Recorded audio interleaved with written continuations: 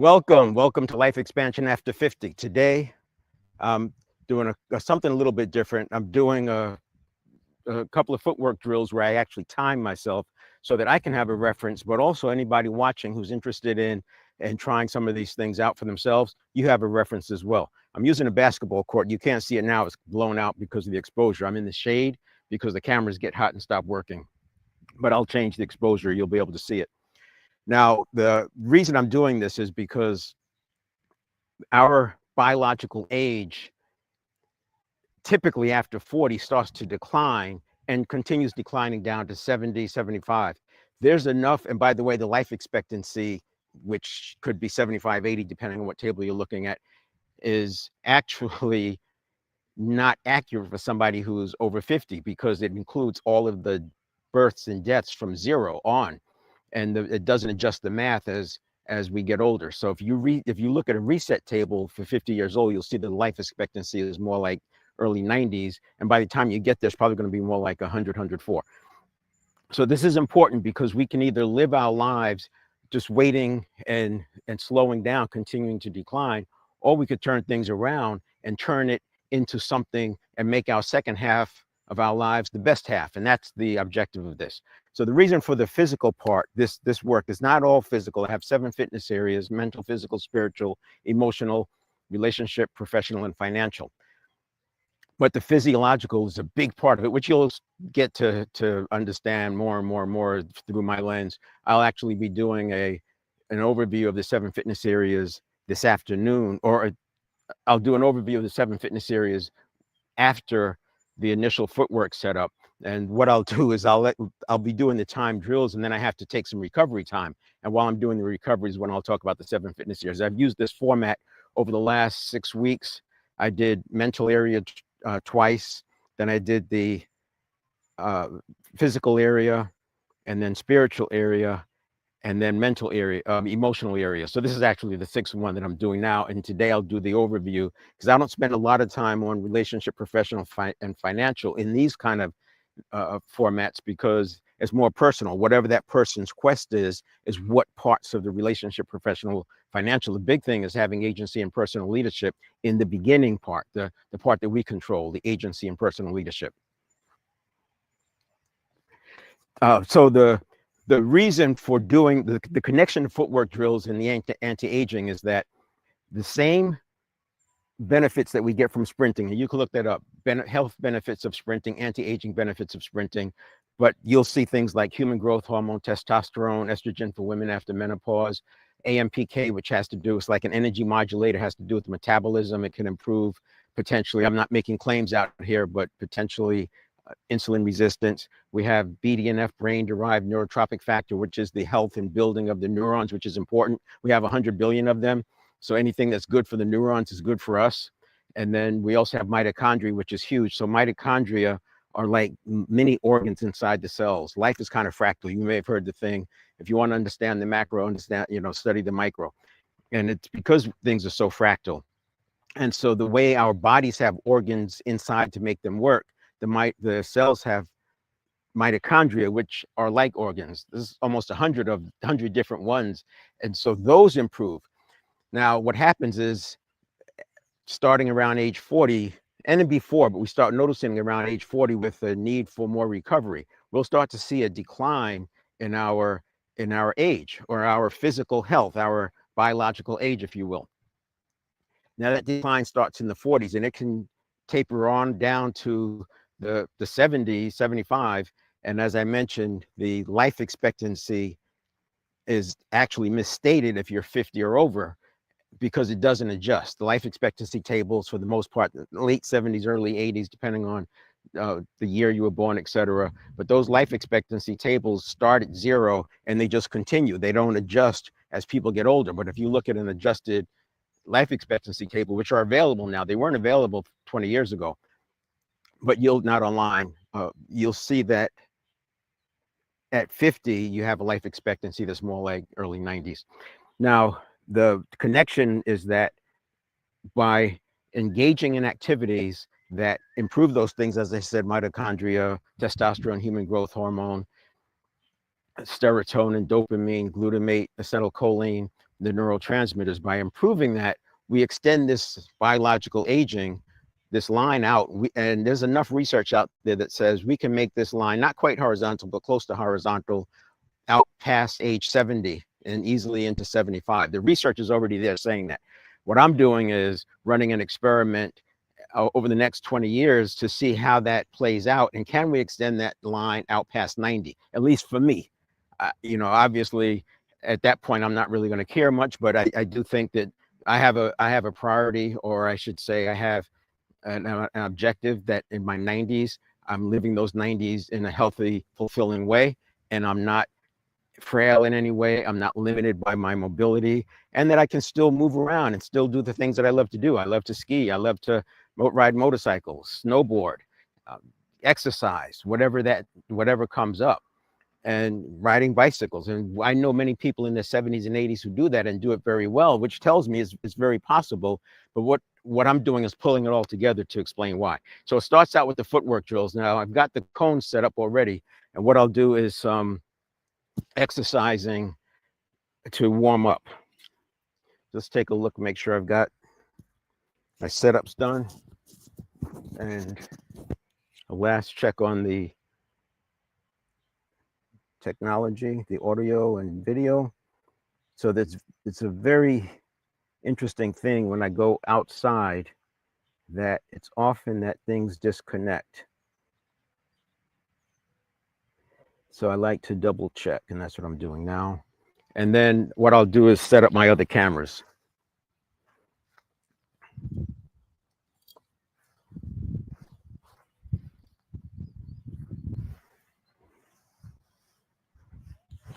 Now, the reason I do the cameras and have so many of them is because even though I'm doing this live, I will use the recording and repost it in other places, as well as an edited format, which will be a little more useful. In this way,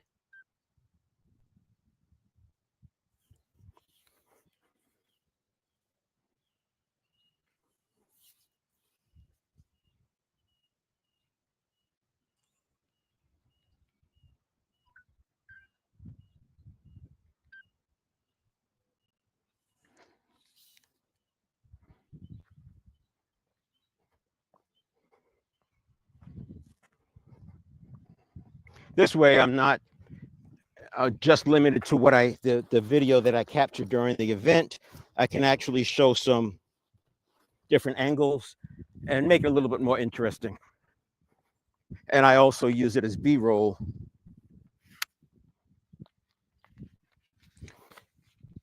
So just bear with me as I set up these, get the camera set up. And I couldn't do it in advance because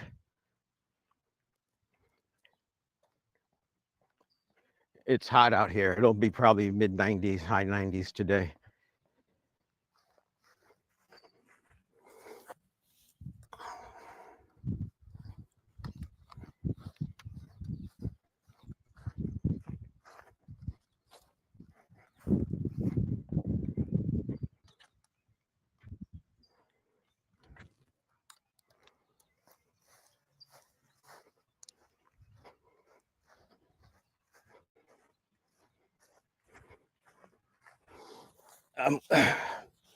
I just decided I'm going to leave those other cameras for when I get started on the actual exercise, the actual timed portion. So I can keep the cameras in the shade a little longer.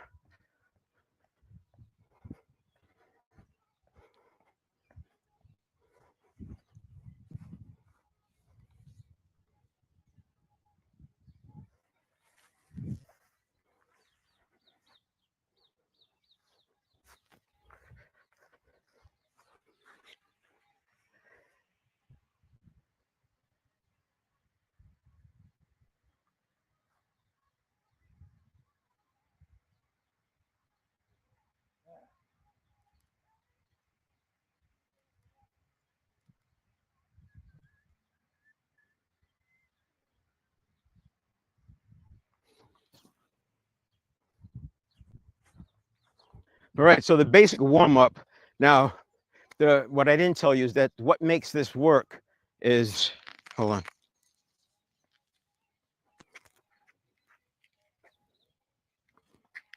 What makes this work is that using a specific protocol, we are telling the central nervous system that this is important. And by telling it that this is important, it's what drives the neurotransmitter. And I use the neurotransmitter as a catch-all term for all those other things that benefit, because they're not directly connected to neurotransmitter, but as I said, we have 100 billion neurons. So anything that's good for the neurons is good for us. Now, the 7 factors are, and you'll see me start picking up the pace. The 7 factors are novelty, intention, precision, balance, progression, explosiveness, and struggle at the edge of ability. Now, struggle at the edge of ability, if you look up deep practice, you'll see that talked about quite a bit. Struggle at the edge of ability and deep practice create myelin wrapping on the neurons. And that myelin wrapping makes the neurons fire faster and with more precision. So, for example, if you think about, if you're over 50 or over 60, it's probably happened to you where you've stumbled, and in stumbling, it seems like you could be falling or recovering for multiple seconds. That would be an example, in my opinion, of the neurons not firing accurately. Remember, there's 100 billion neurons. So taking one step could easily be multiple neurons involved, 1,000 neurons involved, just neural pathways involved just to take one step. As the neurons get wrapped with myelin, and they fire faster and with more precision,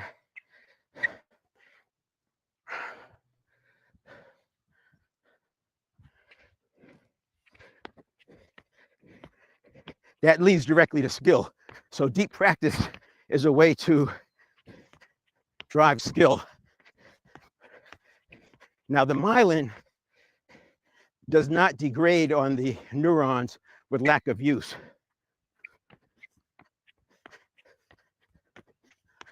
The myelin on the neurons continues, but it does degrade with age. So at 50, like for example, martial arts in my teens and 20s, I probably have moves that are related, neural pathways related to martial arts moves that are wrapped with myelin, the neurons are. But there's no more synapse there. The neural pathways are inactive, and by them being inactive, they're not functioning.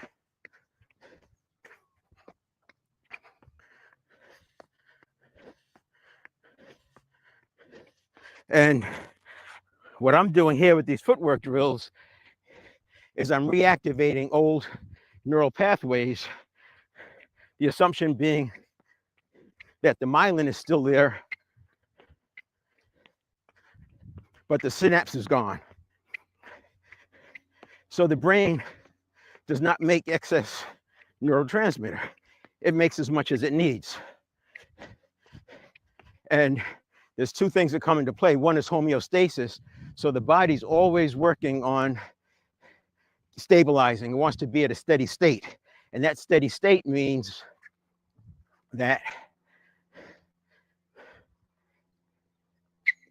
well, I should say what it does is it looks ahead. To get to the homeostasis, it looks ahead to see or to assess how much demand is coming. And since it's looking at the past, the present, just to kind of gauge how much neurotransmitter is being used. If you think about a hunter-gatherer standpoint, we would have had to conserve our energy at that time. So the neurotransmitter is balanced based on the demand. But there's something else to the same kind of reasoning. There's allostasis.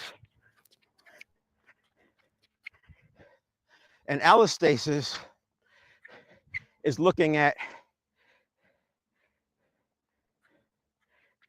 if there's more demand coming, instead of trying to stabilize, what it's doing is it increases the neurotransmitter.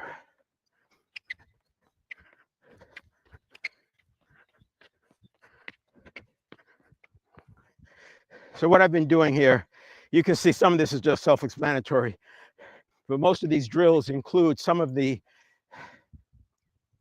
novelty there. These aren't really new.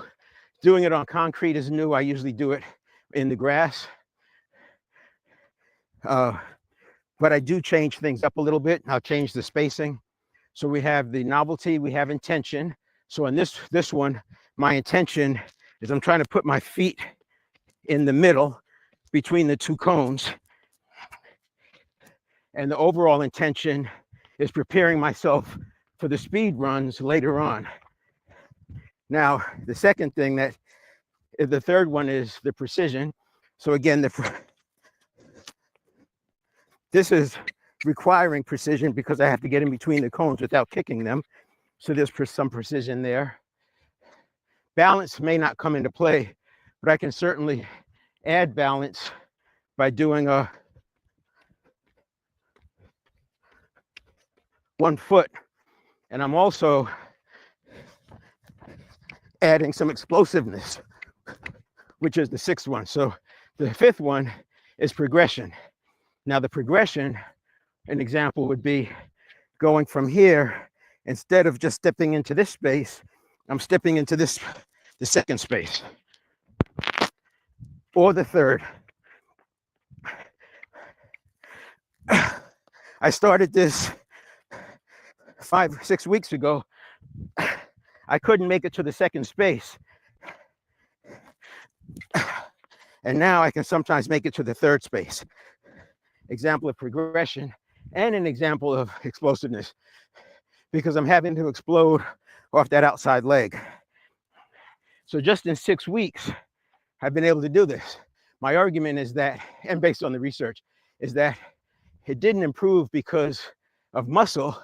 It improved because I strengthened my neurotransmitter signal, and strengthening the neurotransmitter signal gives me the ability to push the muscles harder. Now, all that you know about working out may include things like you got to go to failure, tear down the muscle to build it back up.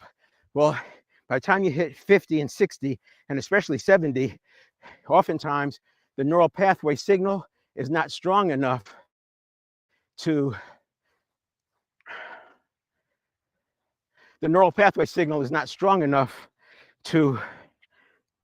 create enough power to make the muscles tear down. Now, what I'm going to do next is we're going to set up some cameras over there.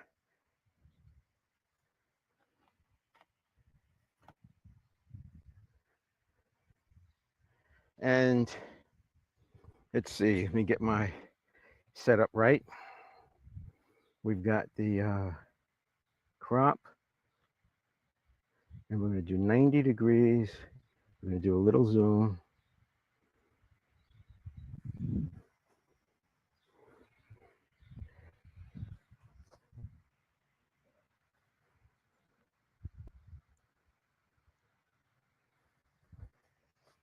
And we're going to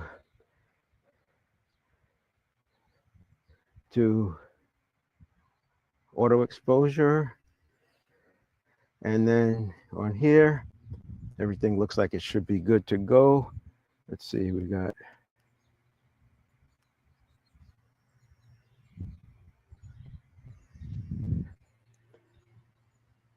all right.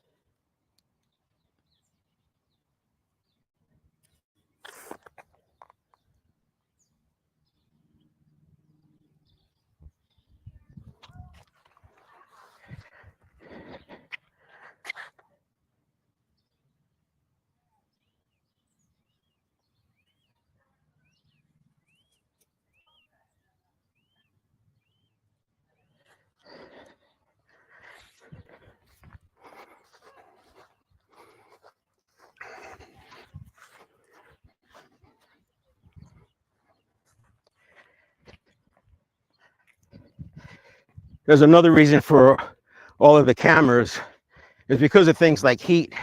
And it's just it's not a very friendly environment being outside shooting, especially going live. So one of the things that it does for me is it gives me backup. I have backup audio, I have backup cameras. Now, what we're going to do is these two drills, they're very basic drills. I'll do an orientation one first. In fact, before I even do that, I wanted to do a basic, so this drill here is one I normally do for my warm-ups. It gets me going forward and backwards. It's not timed or anything, but it gets me changing direction, gets the blood moving, helps me feel what needs to happen. That's just a 4-cone drill. The basic 4-cone drill would be something like this. Forward, side shuffle, back.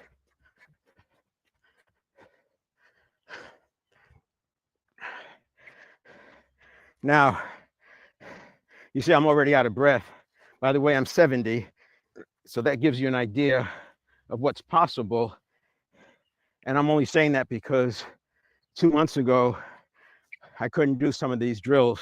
I never ran track. I wasn't trained in that. My thing was martial arts. I do have the Army Airborne Ranger designation, so I went through that training.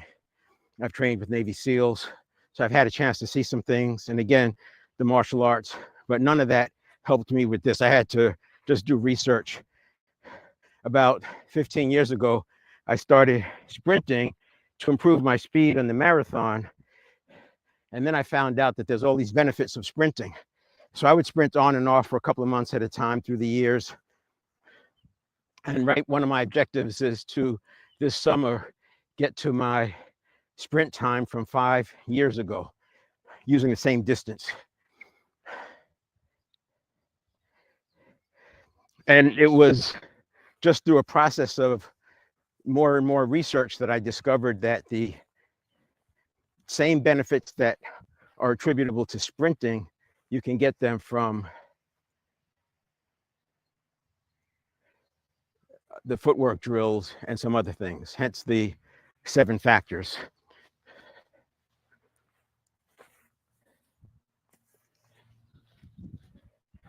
Novelty, intention, precision, balance, progression, explosiveness, and struggle at the edge of ability. And I think struggle at the edge of ability, if you don't remember any of them, that's the one to take away. So here's the first drill.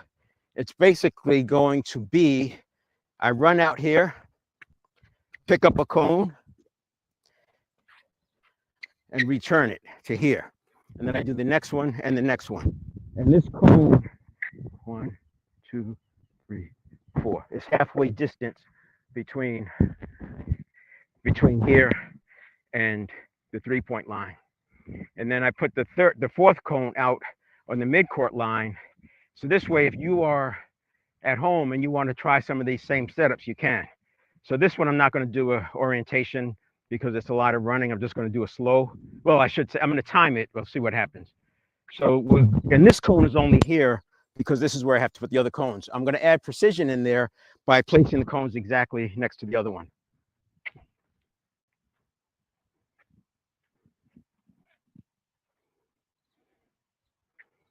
Hit the wrong button. Heard something ding. Let's see what's going on here. That's still working. That's working. That's working. That's working. All right.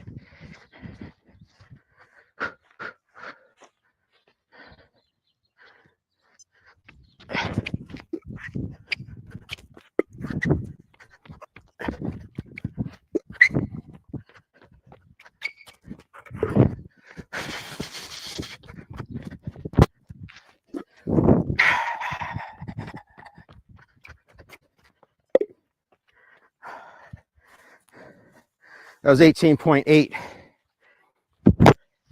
That's a lot of activity there.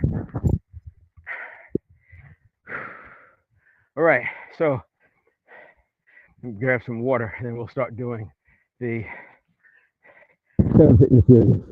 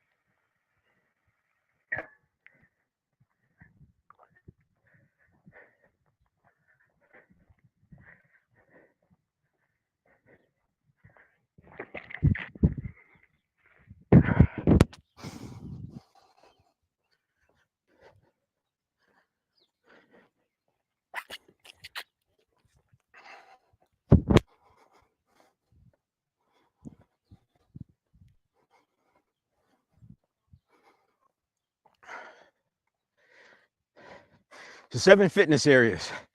I originally created this because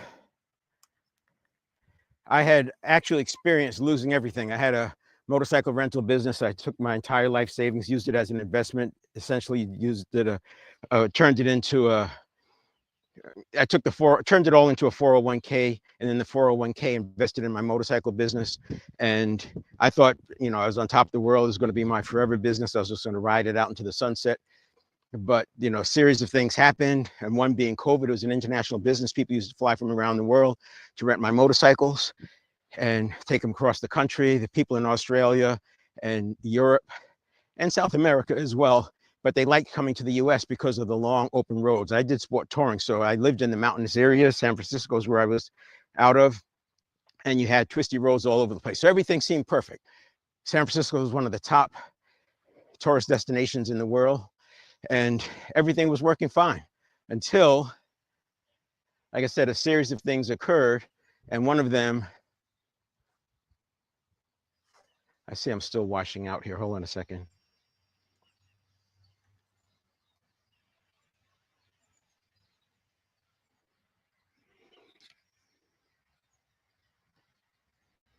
There we go. Oh, and then of course, the pandemic was a travel business, so there was no traveling. 2 years, it was done, and I had to come back from that. I lost everything, literally everything, because you couldn't sell a tourism business when tourism was going down. And rental wasn't something that a rental business was. The margins were so thin, which was another factor. Anyway, the short version is that I had to come back from that. I had to figure out what to do, and so I sort of documented my process as I was going through it. And I had often looked at, I've been around long enough. I've seen companies get bought and then they go bankrupt, and in the process, they've wiped out the pension of all the people who retired. So they work 30 years and then they retire and the pension gets wiped out. I'm sure that's going to happen now. We're seeing a lot of these private equity companies buying up great profitable businesses like Hooters and Joann Fabrics. And next thing you know, they're going out of business. I mean, come on. It's like, that's not having anything to do with online. And, I don't know, I haven't looked into it, but I'm sure if there are people relying on pensions, and there have been pension laws since those things have happened, but regardless, there's different ways that people are losing everything. We see some of the scams have wiped out older people. And so I thought that, well, I'm not the only one who's lost everything. I'm living it. I was still young enough. I was healthy. I was in my 60s. I said, so what does it look like to come from that into back on your feet, et cetera? And I came up with the 7 Fitness Series framework. That framework is the roadmap to get back to like that homeostasis, back to stabilization and improve. And it turned out that it wasn't just about getting back, because getting back is coming from below the line up. What I started leaning into and noticing was the similarities, but also differences between coming from below the line back into the zone, but more importantly, going from the zone to get through that upper line, because we didn't come this far just to come this far, right? So, you know, it's like didn't go through losing everything just to get back to where I was. How do we get through that line? And that's the 7 Fitness Areas roadmap does the two of those. So I'll start with doing this drill one more time, but I'll do it in reverse just to save time. I'll pick up a cone and place it and then finish.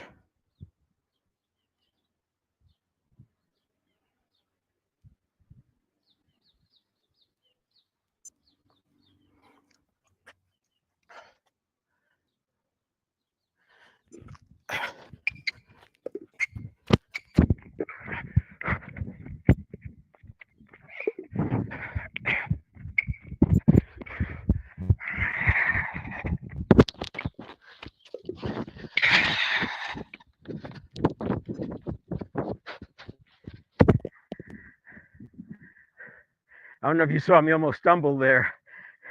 I have to say, sprinting is a violent activity. It's so easy to get hurt. It requires balance, precision, all of it. You can see, hits all of them. That's a little bit long. That extra run takes a lot out of me. But the time was 17.27. It's only a second faster. The other was 18.8. It's only a second faster compared to taking it easy, which is often the case. And it's the technique that will improve. Now, so the 7 Fitness Areas, and I looked at different things. I looked at the 6 areas of life. I looked at 7s. I looked at the 12 parts. There's so many of these out there. I didn't want to reinvent the wheel, but I knew there was something there because I used to sell success programs that were based on this setting goals in the 6 major areas of your life. And I always felt like there was a 7th one that was missing. And so I started playing with that. I went through the 12, which was actually very good, but it's a lot. And I wanted something that was accessible, something that made sense for people who are in business, people who've been successful, and a lot of them don't have an appetite to go through a lot of extra work, or certainly nothing that sounds like mystical mumbo jumbo. And none of this is. Everything I have is grounded in science and aligned with neuroscience. And you can look it up and see it for yourself and come up with your own conclusions.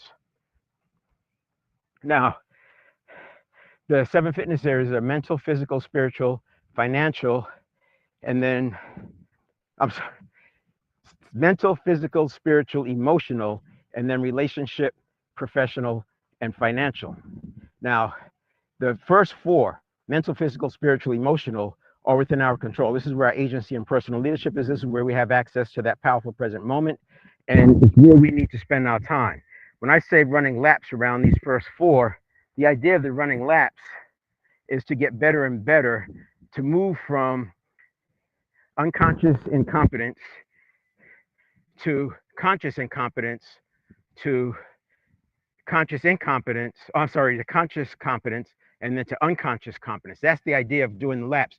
But we can start making progress right off the bat. As soon as when I start working with somebody, it depends on what they're going through, but I can start right off the bat and make progress in the mental, physical, and spiritual area. And within one session, we can start making improvements. So I do this thing, short-term fix. We have a short-term fix that allows us to start making progress.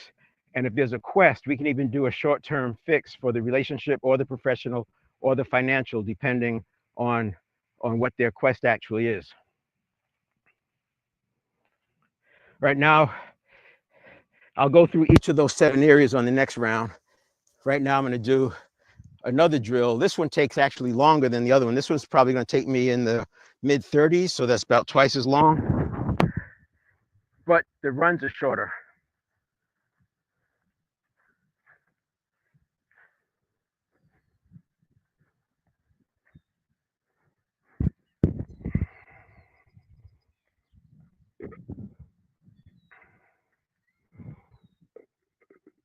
So in this one, we start off behind this line or this cone, and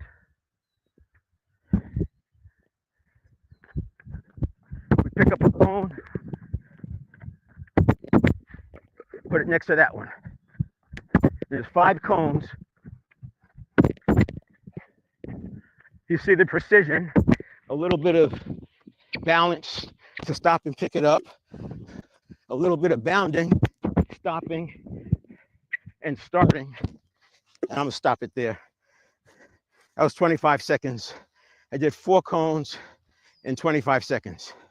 I stopped it because I want to keep this accessible. 5 cones is a lot. 5 cones adds about another second. Let me get it set up. Another 5 cones will add another 6 or 7 seconds because I'm getting fatigued.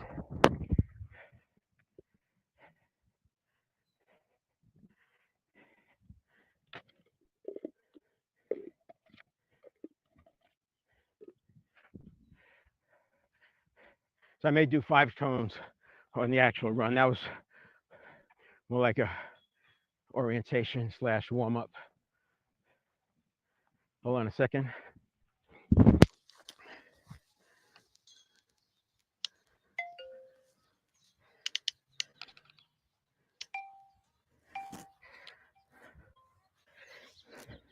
Now, the 7 fitness areas. Let's get this thing a little bit darker. I don't like the. So if I've got exposure compensation.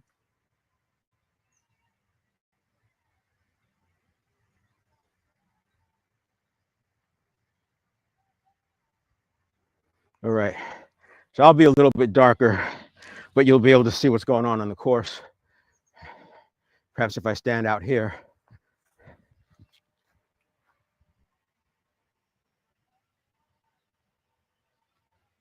All right, just do it this way.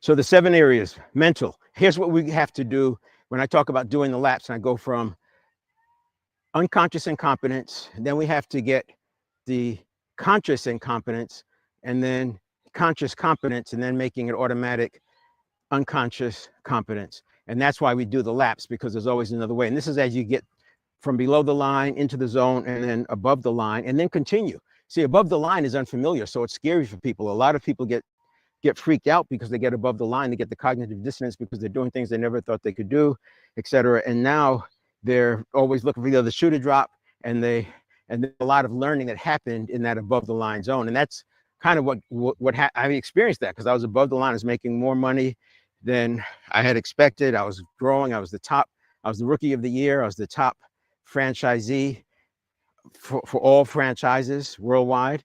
And that was in my 3rd year. So I was making it happen. And then, like I said, things changed. Now, and also starting to believe your own press clippings, right? That's the part of the challenge. So we'll talk about that in the above the line, but here's the basics. Mental area. The first thing we have to do is help people discern the difference between the communication from real thinking, conscious thinking, versus associations, which are the habits, the neural pathways, the associations of the network of neurons. That's energy that flows through there, but thought also is energy, and it's easy to confuse the associations with thought, which is not the same. Thinking is thinking, and associations are from the past, and often mostly created from age 0 to 7. So we have this situation where we're living out a map from 0 to 7, and here we are in our 50s or 60s wanting to do something different. That's nothing like what the world we lived in from 0 to 7. Then the next one is the physical, and this is not physical fitness, although it looks like I'm doing a lot. It's no surprise that martial arts, Rangers, Navy SEALs, a lot of your special forces, special ops, they combine the physical part with the transformation, and it makes sense now that I understand all the neurotransmitter. It's funny that these processes evolved to be 100% aligned with what I'm talking about. They did it without the benefit of the brain scanning tools. It was basically trial and error, what worked, and that's why the Army Ranger training today doesn't look that much different than it did 30 or 40 years ago. Same with the Navy SEALs, because it works. They'll tweak it, but it's trial and error. They tweak it, trial and error. So but the bigger part in the physical area is epigenetic. How do you access epigenetics? So my quest was that if I could get the placebo effect to happen on demand, then I knew I was onto something. And that was sort of my litmus test. Can I get the placebo effect to work on demand? And what I discovered was something much better than the placebo effect. It's the overall tonic, the overall elixir, the anti-aging process, because we're making the cells stronger. And by making the cells stronger, we're becoming stronger. And I'm not going to say I could reverse aging, but certainly if a person is really in bad shape in 40s or 50s, and you start doing this, you will see improvement. That's epigenetics, right? There's healing that happens from epigenetics. You've heard of spontaneous remission. A lot of people spin that into the woo-woo, and they talk about vibration and energy and parallel universes and all that stuff. I don't have any opinion about that. I haven't studied it enough, but what I will tell you is what I'm talking about, you can do without relying on explaining it with anything that sounds like that. Everything I'm explaining, I can track it back to science and peer-reviewed science.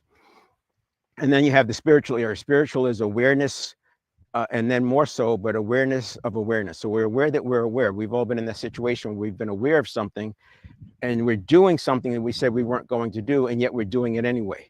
And that awareness of the awareness, but then it's having the power and the context so that we stop. You may have been scrolling through social media and you said, I'm going to stop in 10 minutes, and you're still doing it 15 minutes, 20 minutes later. You say, I should be going to bed. I should stop, and you're still doing it. It's having the juice, and the next area is the emotional, but having the emotional connection as well as the awareness and the inner strength that you stop. And it's not something that you're walking away from, it's because you're walking toward. And that's the spiritual area. So the spiritual area, in simple terms, is consciousness, that powerful present moment where we have pure consciousness. That's the awareness of awareness, for lack of a better way to describe it, because there is no real way to describe consciousness. Purity of thought. So no regrets of the past, no anxiety about the future. And then pure mind. The mind is not distracted. It's not on to something else. If you have to meditate a little bit to get there, then we meditate. And part of the, one of the tools I use in the spiritual area is breathing, because by centering ourselves and over centering ourselves with breathing, you can actually center just by taking a breath. So if something triggers, is a triggerable event happening, you can take in a deep breath and it centers you because you've done it so many times. I don't want to get into too many of the details because I can do a whole session on each one of these. And then the next one is emotional, and that's the one I did last week. So you can take a look at that one. It's the one before here. And that one is the modulating emotions, so that if you ever do get triggered, we're able to get back on track. This gets us back to a growth mindset. It keeps us from getting into an anxiety spiral. And this is powerful because if you don't have ability to modulate the emotions, and we do that by having a process called locate, label, learn. So you locate the emotion, you label it to one of the 8 emotions. Joan Rosenberg, in her book, 90 Seconds to a Life You Love, says that all negative emotions come down to 8. And the reason that's important is because if you don't do that process, it's easy to think of everything is just anxiety. And now we just have anxiety, and it doesn't matter whether it's embarrassment or vulnerability or sadness or shame or disappointment or helplessness or anger or frustration. Those are the 8. They're all anxiety. But if it's anger, I have one thing that I can do. If it's frustration, I have activities that I can do. If it's sadness, there's things I can do. If it's shame, so it's different, right?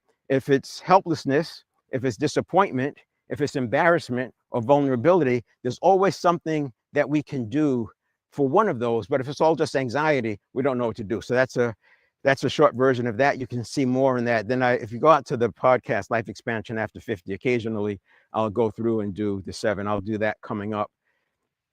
In the next 8 episodes will be a recap of this, but I'll do it from my studio.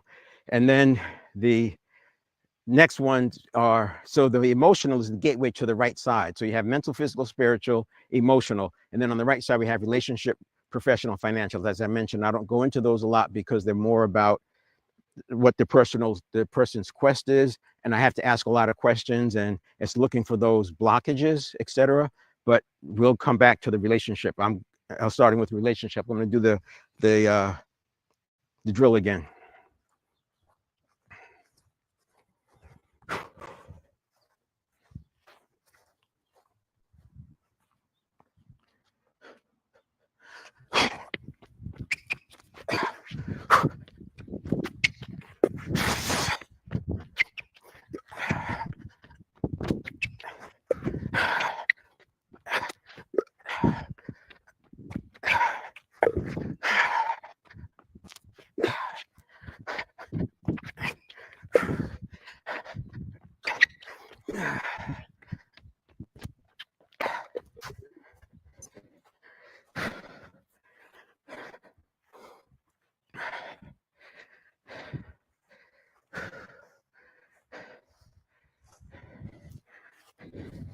$28.15.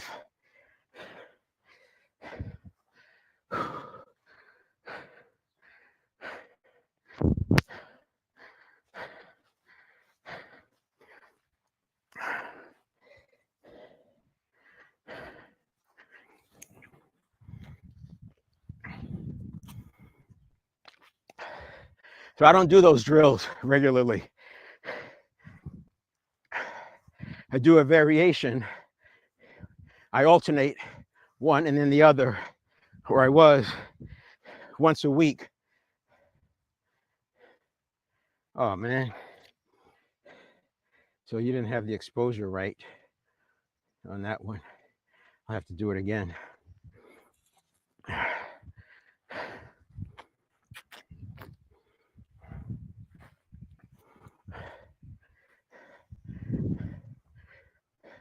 I'll do it again with 4. So the relationship area, and I'm just going to give you some platitudes for these, but there's 3 that come to mind, and one would be seek first to understand before being understood. That's the 5th of the series in Habits, 7 Habits of Highly Effective People. Seek first to understand before being understood. Powerful. I remember reading a book, How to Argue and Win Every Time, by Jerry Spence. He was called the winningest lawyer of all time, or at least that's what was quoted in the book. And I thought that I was going to get some argument techniques out of the book. And what it turned out to, the whole book is about understanding what the other person needs.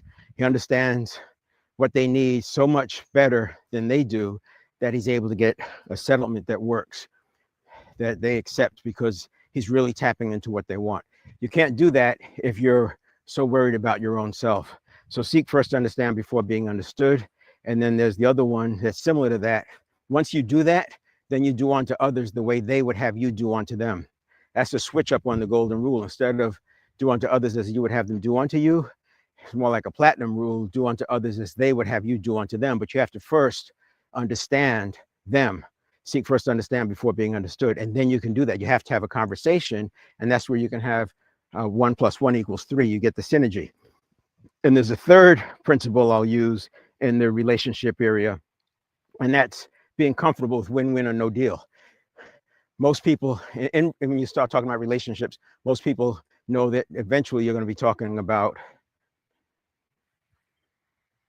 you'll be talking about boundaries. But some people set boundaries and then they don't adhere to them. They don't honor their own boundaries. They change it.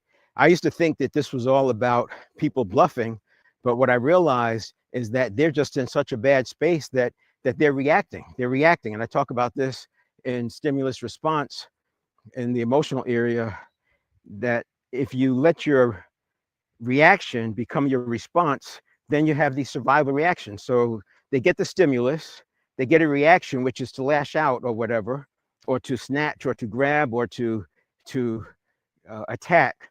And then there should be a pause before the response. But if they're already triggered or stressed out, the response becomes the reaction, and that becomes what they say. And now they're taking a position or setting a boundary, but it's not real. It's just a reaction.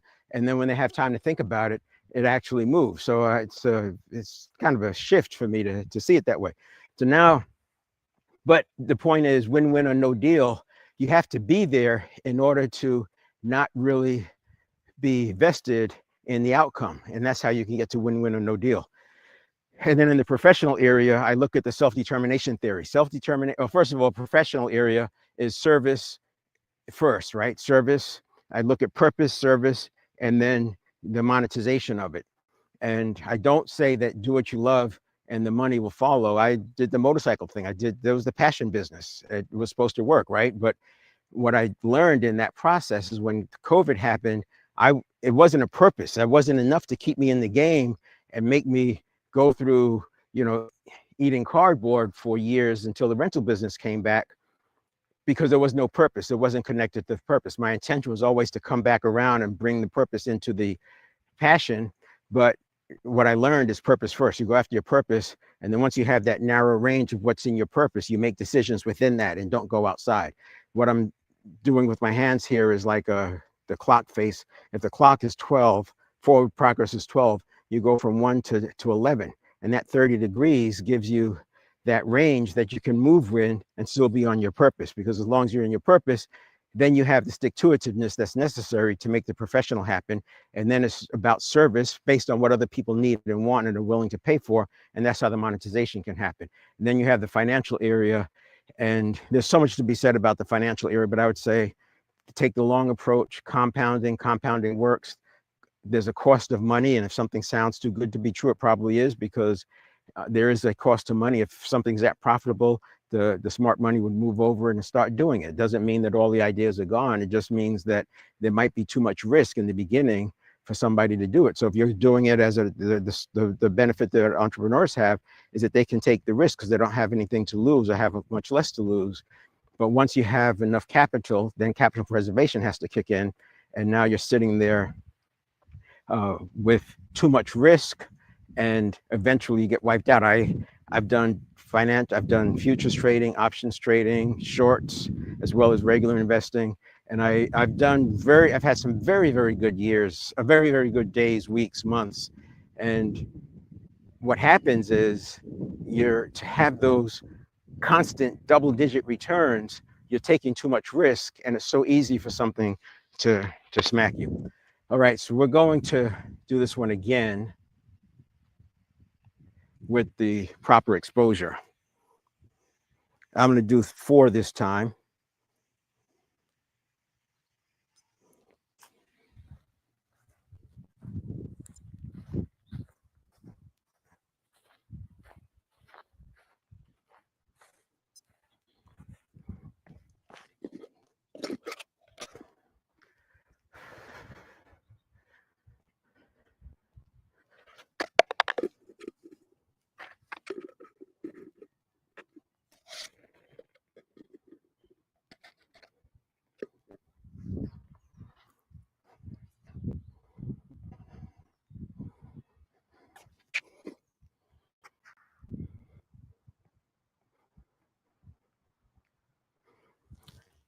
I'll do 5.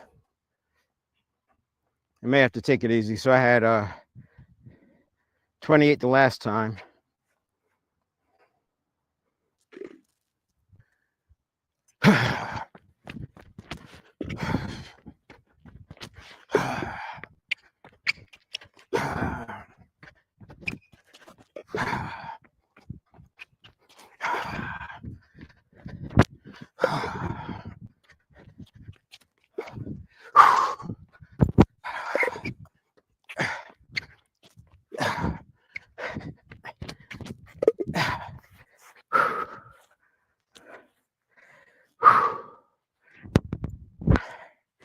Oh, I'm glad I did 5. I beat the old time by 2.5 seconds. 25.83. And that's it. That's pretty cool. As you can see, the actual workout doesn't take long. The amount of benefit derived from a neurotransmitter standpoint is massive.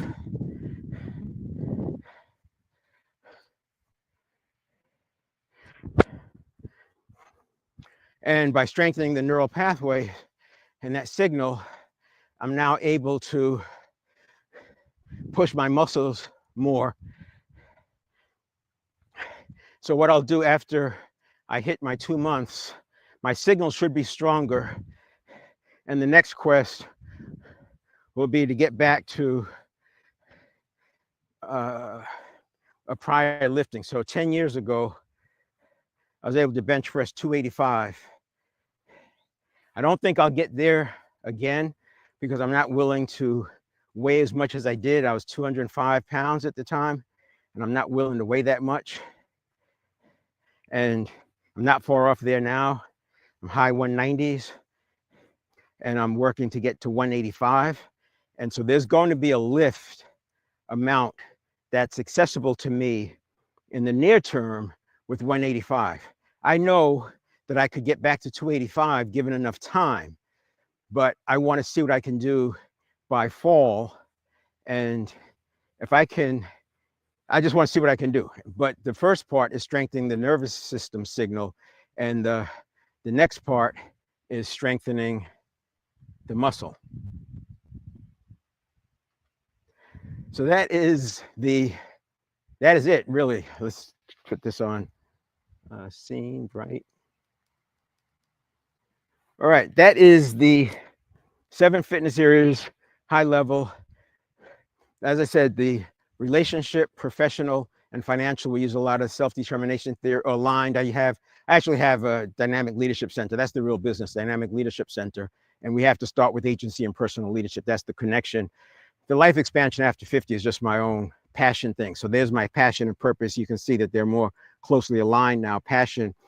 I always did feel like my purpose was this life expansion, and I was trying to get there through the motorcycle, but now I realize that the life expansion is more like the passion, and then the purpose would be the Dynamic Leadership Center, helping nonprofit organizations access some of the leadership principles of the big corporations, making distinctions in leaders, because that's leverage, right? The more I can help the nonprofit organization leadership team, the more they're going to be able to do for the people that they're serving. So that's the connection. So life expansion after 50, mental, physical, spiritual is and emotional, that's the 4 of the 7 fitness areas that are in our control. And then it's the relationships, professional, financial. That is it. I will do another one. This is the last of the Saturdays where I'm doing live from the field. I'll continue to do updates, and I will have an update, but I don't know if I'll do it live. It's just a lot of setup challenges and the heat, etc. With the equipment, but I'll keep doing the footwork drills. I'll keep providing updates, and I'm always doing something different because of the novelty. Remember, my body's working on stabilizing, and what I have to do is keep throwing at curves to do something different. So I'll update you, and I have an update coming in the middle of July, which will be post the two months. So I've got the 2-month experiment going on. That ends around July 6th or 7th, but I'm out of town, and then I'll do an update somewhere around the 15th. I'll try to get a sprint in. I don't know if I'll be working on beating my other time because I already pulled a hamstring just in pushing it, and I still got another 10 pounds to lose. All right, thanks for tuning in, and we'll see you around. If you do this on your own, I'd like to see what your times are, just for comparison and for fun, for grins. All right, see ya.